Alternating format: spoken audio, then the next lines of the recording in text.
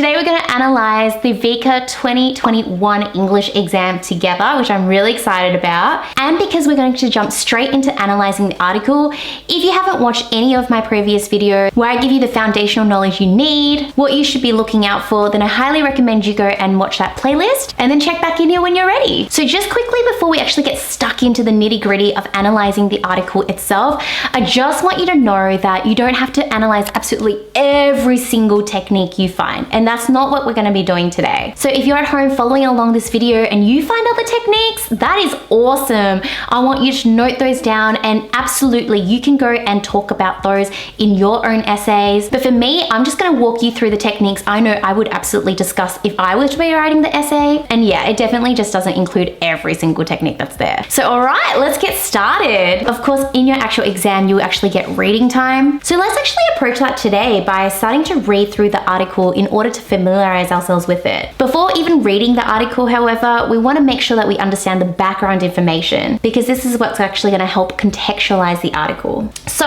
a cinema in the regional town of Topdale is struggling to attract patrons and is at risk of closing down. The cinema's marketing manager, Ava, has written the following social media post on the Topdale Community Voice page. Members of the page are residents of Topdale and the surrounding district. Great, so now we know the issue is the cinema's risk of shutting down. And we also know some details about what to expect in the article, like the name of the writer and the text type. With this in mind, let's now commence our first reading of the article. Remember, the purpose of this initial reading is to familiarize ourselves with the article, so you don't necessarily need to be just looking out for arguments or techniques just yet. Pause this video and come back once you've actually read the article. Cool, so now I assume you've actually read the article. Let's actually now move towards our analysis. There are, of course, different strategies for how you can analyze an article, but we're going to start our analysis by identifying the contention, target audience, and the tone of the article. There's a few reasons why I like to start my analysis this way. Firstly, because having this information will help you make sense of the writer's arguments and techniques later on. And secondly, because knowing these details is essential for writing your introduction, so we don't want to skim over it. Let's start with the contention. At its most basic level, the writer's contention is their justification for their opinion. We know that Ava is in favor of supporting the cinema to stay open. So our job now is to create a contention sentence that articulates Ava's viewpoint. Therefore, our contention could be, Ava contends that the community should band together to galvanize support for the local cinema and ensure its survival. Our next task is to identify Ava's target audience. The social media post is clearly appealing to the local community, and it's been posted on the Topdale Community Voice page. With this information, we could identify the intended audience as engaged local community members. We'll now consider the tone of Ava's piece. At this point of our analysis, we should look through the article to identify how Ava communicates her ideas and consider whether there is a tonal shift. I would say that the tone is inspiring and at times urgent, especially towards the conclusion. So now we're ready to move on to identifying the arguments of Ava's piece. There's more than one way to approach this, but I would say that the first argument is from the beginning of the article through to the end of the second paragraph, ending with the words, "We risk losing something really special." I've decided to combine this section of the article because I think Ava argues here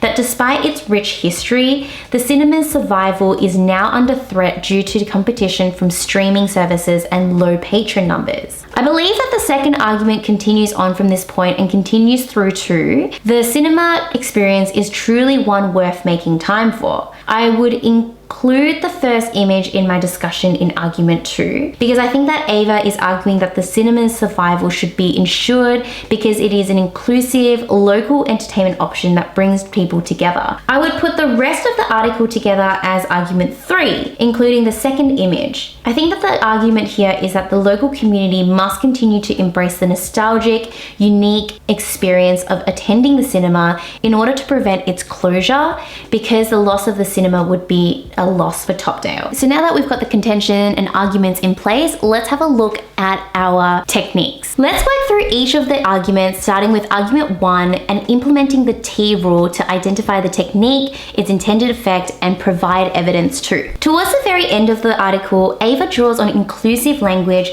where she states that Topdale's unique cinema has been part of our town since the 1910s. The intended effect of this may be to create a shared sense of responsibility amongst Ava's audience of local community members to protect the cinema. Ava then uses emotive language to portray the cinema as having survived the Great Depression and standing strong during 2 world wars. The intention here may be to contextualize the cinema's long history and therefore emphasize the importance of continued preservation, I should say. Then the writer goes on to appeal to the community where she says, "We hope to galvanize community support for Topdale cinema. The intention behind this might be to encourage the readership to appreciate the need for a united communal response to the threat of the local cinema." By continuing to suggest that the survival is in doubt, Ava's actually personifying the cinema. So this might be an interesting attempt to gather further support for the cinema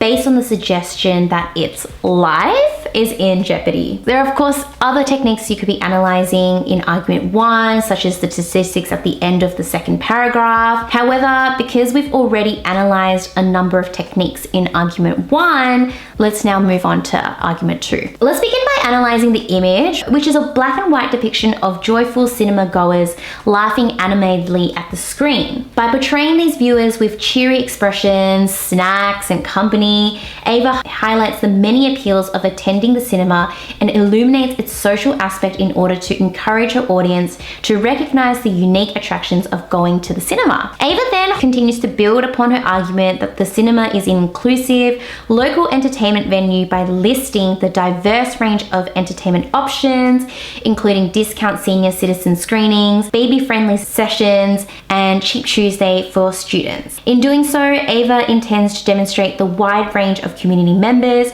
who will benefit from the cinema remaining open. Following from this, the writer uses an appeal to fear when she warns that if you don't get off your device and the couch, the cinema can't continue to be the meeting place that it has been for decades. Through this, Ava attempts to juxtapose the cinema against its streaming rivals and uses the appeal of a community meeting place to threaten the audience of what will be lost if the cinema closes. She then incorporates a statistic that almost 60% of new movies from the globe are still watched in the cinema. The intention of this statistic could be to dispel the counter-argument that cinemas are redundant in the 21st century. So now that we've analyzed a section of the techniques in argument 2, let's now move to the third and final argument that we've identified. Ava asks a rhetorical question: have you forgotten the magic of watching a blockbuster movie or cinematic masterpiece at Topdale's unique cinema? Here, the writer intends to remind her audience of the magic of cinema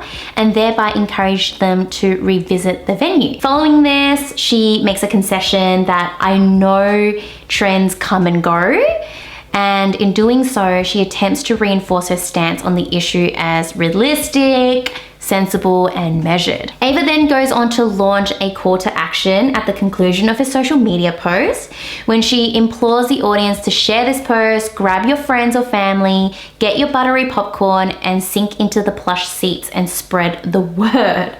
Through this, the writer encourages her readership to take tangible action to save the cinema. And then an image is included in the conclusion of the piece, which is a photograph of the entrance to Topdale Cinema. The image, which depicts the cinema's historic charm and inviting facade, intends to position the audience to feel a sense of nostalgia for the old familiar cinema and thus inspire them to return. So now we've basically analyzed the entirety of the article. Unfortunately, this video will be stopping here, but I hope that this video has given you a clear idea of how you can find the contention, main arguments, and also some persuasive techniques you can discuss and how you would actually discuss them. So we've really taken you from the start to the end of an essay. The start being the reading and the annotating, and then the planning, and eventually the actual write-up of the essay itself.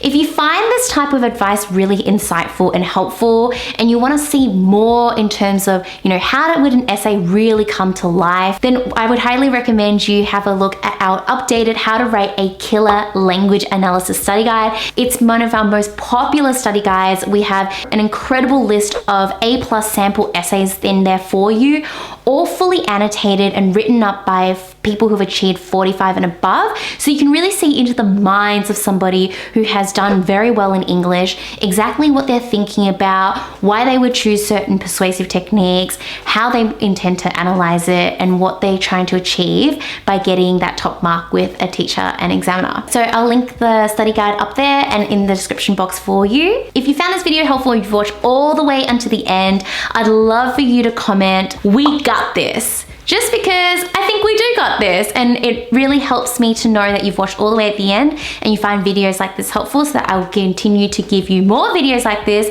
to help you feel like we got this. That was a little bit of a mouthful, but I just want to leave it there and say thank you so much, and I will see you guys next week. Bye.